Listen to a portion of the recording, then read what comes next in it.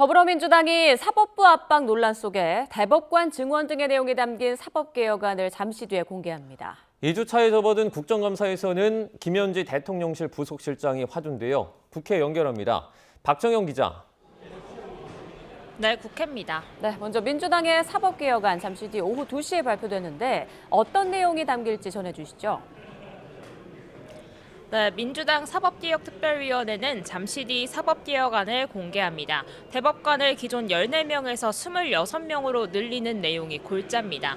현실화된다면 이재명 대통령이 신임 대법관 22명을 임명하는 거라서 논란이 예상됩니다. 민주당 사법개혁안에는 대법관 추천위원회 구성 다양화, 법관 평가위원회 설치 등도 담긴 거로 전해졌습니다. 이른바 4심제 논란을 부른 재판소원제도는 사개특위안에는 포함되지 않았지만 대신 김기표 의원 등이 대표 발의한 법안에 따라 공론화 작업을 거쳐 추후 입법에 나선다는 계획입니다. 정청래 대표는 아침 회의에서 재판소원은 민주당 사법개혁에 포함된다면서 당 지도부 의견으로 법안 발의를 할 예정이라고 설명했습니다. 국민의힘은 이런 움직임은 조이대 압박용이라고 날을 세우고 있습니다. 국정감사 마지막까지 대법원을 밀어붙여서 결국 이재명 대통령 재판을 없애려는 의도가 아니겠냐는 겁니다. 송원석 원내대표 오늘 기자간담회에서 대법관을 갑자기 확대 임명해 사법부가 무너지는 사례를 여러 독재 국가에서 봐왔다며 사법부 파괴라고 목소리를 높였습니다. 법사위 국감장에서도 사법개혁 관련 질의가 이어졌죠. 네, 법사위에선 오늘 서울중앙지방법원과 서울고등법원 등 전국 각급 법원에 대한 국감이 진행 중입니다. 국민의힘은 민주당이 추진하는 내란 전담재판부나 대법관 증언 등에 대해 전국 법원장들의 입장을 물었습니다.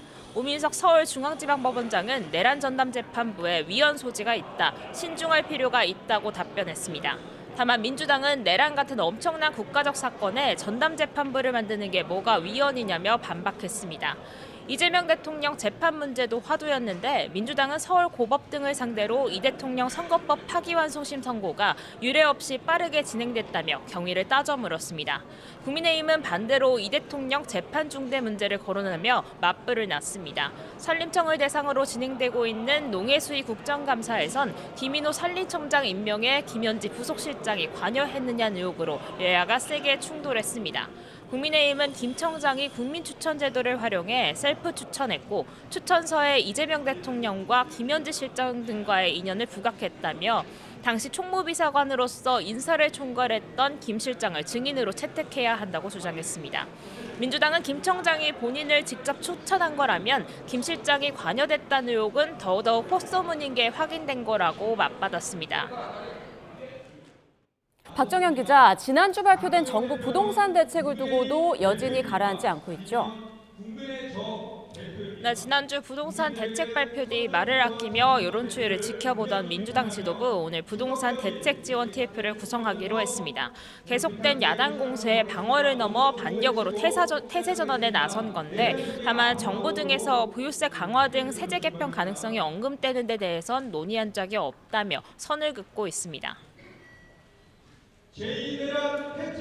입만 열면 거짓말식의 국민의힘의 무차별적인 정치 공세로 불안 심리와 공포가 확산되고 있습니다.